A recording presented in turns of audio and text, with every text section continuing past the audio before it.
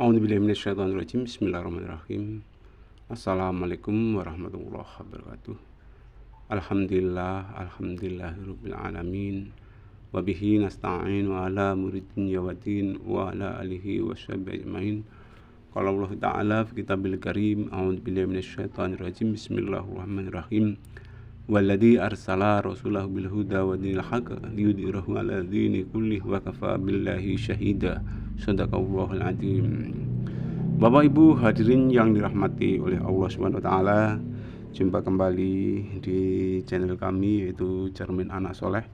Mudah-mudahan tampilan kali ini bisa bermanfaat untuk kita semua. Amin amin ya rabbal alamin.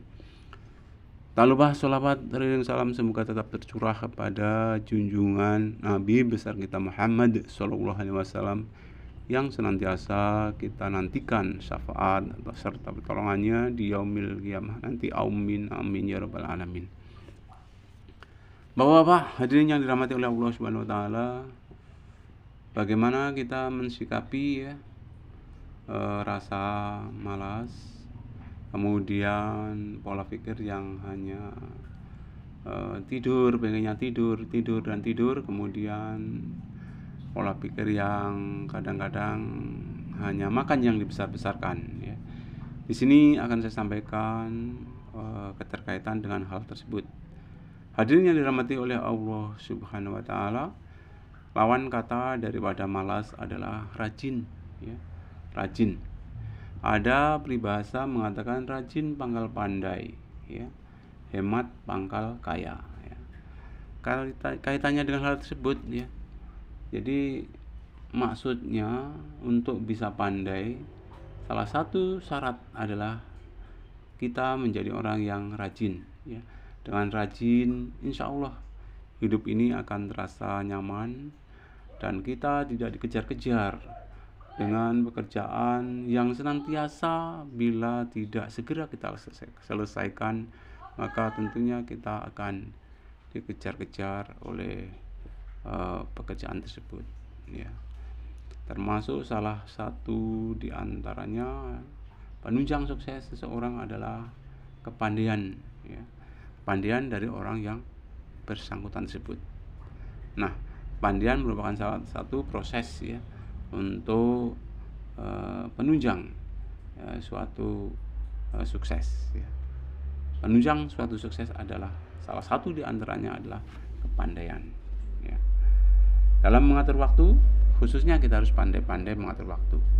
Waktu yang sudah disediakan oleh Allah ya, selama 24 jam ya, harus kita manfaatkan dengan sebaik-baiknya ya. Jangan sampai justru kita diatur oleh waktu. Kita yang harus memanage ataupun menggunakan waktu itu dengan sebaik-baiknya. Nah, keterkaitan waktu ya, kita diharapkan kalau bisa 8 jam dibagi 8 jam. Jadi kalau kita 24 jam itu dibagi 3 menjadi 8 jam ya. 8 jam itu maksudnya supaya kita bekerja ya. 8 jam itu kita beribadah ya. Dan 8 jam kita istirahat. Sebenarnya 24 jam tersebut ya, kalau kita niati dengan lillahi ta'ala, semuanya akan bernilai ibadah ya. Semuanya akan bernilai ibadah. Bekerja kalau kita niat mengharap ridho Allah ya, insya Allah itu merupakan ibadah ya. Ibadah-ibadah yang lain ya, termasuk sholat ya, termasuk mungkin puasa, zakat dan sebagainya ya, yang berkaitan dengan akhirat ya. Itu juga kalau kita niati karena Allah, itu juga merupakan ibadah yang luar biasa ya. Dan juga tidur pun ya, kalau kita sebelum tidur berdoa dan setelah tidur berdoa ya, insya Allah itu juga merupakan suatu ibadah ya. Walaupun sudah dibagi ya, 24 sebagai 3 ya, jadi menjadi 8 untuk ibadah, 8 untuk bekerja, 8 untuk istirahat. Itu hakikatnya 24 jam ya. 24 jam itu termasuk kita manfaatkan untuk ibadah. Jadi kita berusaha ya Seperti kalau yang kemarin itu ada sebuah syair, di sana dosa, di sini dosa, di mana-mana banyak dosa ya. Insya Allah kita rubah gimana caranya ya. Di sini pahala, di sana pahala, di mana-mana kita kalau kita niati dengan lillahi ta'ala ya, pekerjaan kita itu mengharap ridho Allah, pekerjaan itu halal ya, pekerjaan itu tidak dilarang oleh agama, insya Allah semua itu akan punya nilai ibadah ya. Kemudian berikutnya banyak tidur ya. Jadi kalau bisa ya, tidur itu harus diatur sedemikian rupa ya, jangan sampai hanya tidur bangun, tidur lagi bangun, jangan ya. Kita tidur itu juga diatur sedemikian rupa ya. Khusus di usia produktif ya, mungkin berkisar 15 sampai 70 tahun ke atas ya. Itu ya kalau bisa 8 jam kita tidur. Ya, kita manfaatkan waktu 8 jam untuk tidur ya. Karena kalau kurang dari 8 jam itu bisa berakibat ya, kondisi badan kita kurang stabil ya. Sehingga kalau kondisi badan kurang stabil bisa berakibat ya timbulnya berbagai macam penyakit ya yang bisa akan menyerang kita ya. Kemudian di usia balita lain lagi ya. Kalau di usia balita ya, khususnya di bawah 5 tahun ataupun di anak-anak itu kadang-kadang lebih dari 8 jam ya. Khusus itu balita itu kadang-kadang sampai 10 jam ya, bahkan lebih ya. Jadi tidur dan tidur itu kalau balita, namanya juga masih balita ya. Tidur dan tidur ya.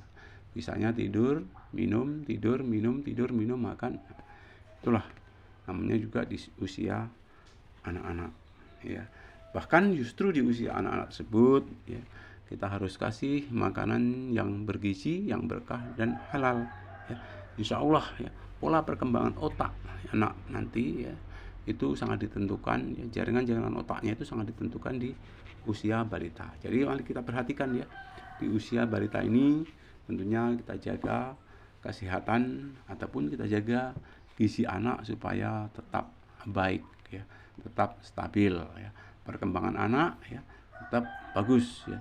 Jangan sampai, kalau bisa jangan sampai terjadi kekurangan gizi keluarga yang bisa berakibat terjadinya ya, kalau bahasa sekarang itu istilahnya itu stunting ya.